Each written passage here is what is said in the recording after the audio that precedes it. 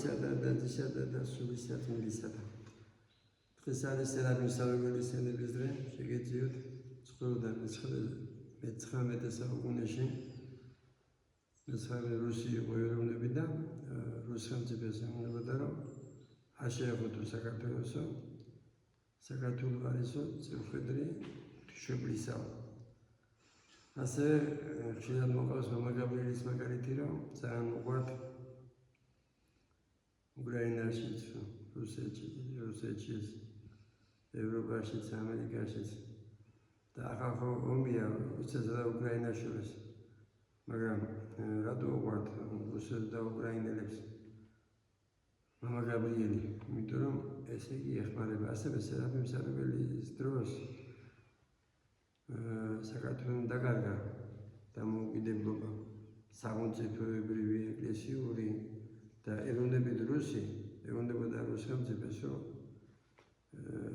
არ დაჩაგროთო საქართველო. ამით ისეთ მომინდა რუსა გუში სულიწმინდა ეს სერაფიმ საუგელი იქნება თუ მამა გაბრიელი იქნება თუ სხვა წმინდანები. შეიძლება მოყავს გრიგოლ ფერაძის მაგალითი, შეეწირა ეროვნებით ებრაელს, არა მართლმადიდებლებს. ასეთი ადამიანი როცა სულიწმინდა ამაში და სულიწმინდის გარეშე რას გავხართ, რა სიძულვილია თქვენში და ამას რატო ვლაპარაკობ ხშირად? იმიტომ რომ ეს არის ეს რეალობა. ზოგი შეიძლება ღვთისმსახური იყოს, რუსებს ვებიდან, რუსულ ენას ვებიდან, ეს თან სასაცილოა, თან სატირალია, რაშუაშია ერი და ისტორია არ იცით, ესე იგი არ არსებობს ისეთი იმპერია, რომელიც ყოფილა სამართლიანი პატარა ქვეყნების მიმართ. ან საერთოდ მეგობრობა არსებობს ქვეყნებს შორის. ისტორია არ იცით? რამდენი საოცრებები აქვს საქართველოში აზერბაიჯანელებს და ერთ საოცრებს აკითხვა მეციან, რომ ჩვენია. ასეთი ნებისმიერი ქვეყანა, რომელია შენი მეგობარი და თუ გინება და წევრი ისტორია აქ მომდიან სამარცხვინოა რუსის სპორტსმენებისადმი. აი ეს ხალხი, ვინც აგინებს რუს სპორტსმენებს, მაშინ ხوارმარავს თურქეთის პრეზიდენტი რა პრეტენზიები აქვს, რომ ამბობს, რომ აჭარა მაგისია, მესხეთი მაგისია. იმათ რატო არ აგინებენ, მაგრამ დაგვეთავთ ამერიკისგან, იმიტომ ორი ქვეყანა ებრძოლება ერთმანეთს, ამერიკა, რუსეთი. არა ამერიკელი და რუსი ხალხი, არამედ იმპერიები ებრძოლებიან ერთმანეთს ტერიტორიებისა გამო და ხალხი წდება უკრაინაში და იგივე უნდათ საქართველოშიც, რომ გაწყდეს ქართული ხალხი. მაგრამ მათთვის მნიშვნელობა არ აქვს, ვისთვისაც ომია მიზანი, ვინა ხარ ეროვნებით, ქართველი ხარ, თუ რა ეროვნების სახარ. მაგათთვის მიზანია, და უშედ ხშირად ვამბობ, რომ მე თუ ვიცი არა პოლიტიკოსმა, რომ ფიზიკური შეხებით რუსებთან მაქსიმუმ ერთ დღეში ფიზიკურად ქართული ხალხი განადგურდება, განა არ იციან იმათ, ვინც მუშტებზე იღურება. და ეს ბიბლიაშიცაა ნათქვამი, რომ როცა ფიზიკური დაპირისპირება როცა ომი არისო და ხედავ, რომ ფიზიკურად გერევაო, მაშინ გააგზავნე ველში და ის მოელაპარაკეო იმასო.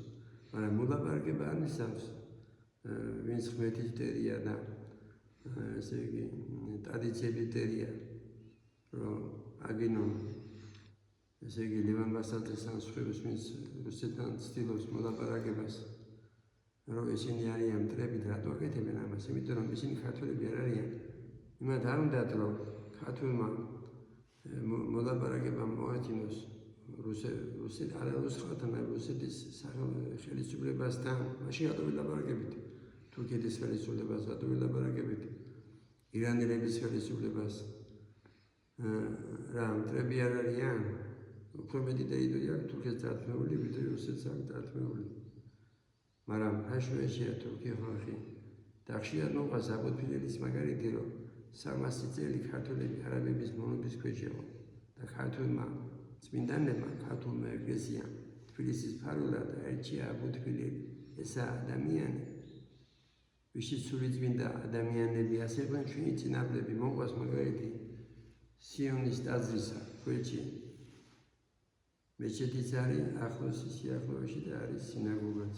ესე იგი, ქართულ ადამიანში მადლია, სულიწმინდა და არ არის სიძულვილი, რაც უნდა თესოთ, მეტისპრებო და სიძულვილო სიძულვილი არ გამოგივათ. ვერ გაიმარჯვოს სიძულვილი საქართველოში. ღმერთმა მოგცეს სიყვარულის ნიჭი სესიული ეკლესიის სერაფიმ სამარველის ლოცვითა და ძალიან ბევრი წმინდანები ყავს. უკრაინელებს, რუსებს, ქართველებს და ღმერთმა ხნას ბერძნებს, რომ სესიული ეკლესიის ლოცვით მალე დამყარებული იყო მშვიდობა, იქ სადაც ომია. არა მარტო ომისკენ უნდა იხაჩებოდი, არამედ უნდა ლოცულობდე იმისთვის, რომ შეწყდეს იქ სადაც არის.